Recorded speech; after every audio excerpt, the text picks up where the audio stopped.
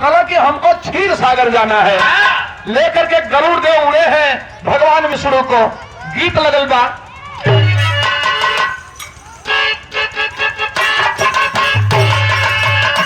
और अच्छे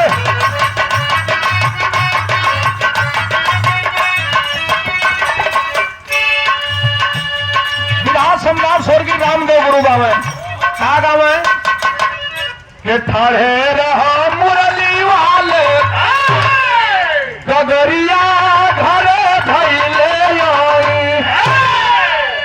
फिर गीत और गावे वो हमहन के बचपना में कि अपने बलमुआ की चोरी गोरी मांगे धुनो धुनवा। यही गीतिया के गाजीपुर गोरी चलीबा गंगा पूजनिया के बेला पर माता बहन लोग गावेली का गावेली कि खार गोरी गंगा ही और झुलनिया नहीं गो मछरिया।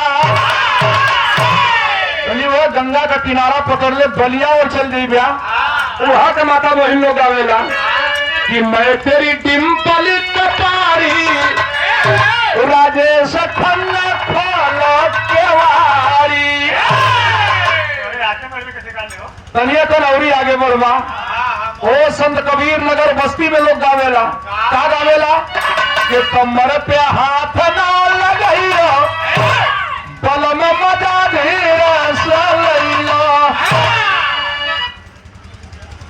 चलिए बा जौनपुर में जौनपुर के माता बहन लोग गावेली का गावेली जौने समझ सिलपोहना होखेला देवर भौजाई मिल के जौने समझ सिलपोहना करेला चक्कर डाल के कपारे पर उन लोग गावेला के पीसे नाना दाना भैया दुल्हनी का भैया दूसर कोई पीसा ना पावे।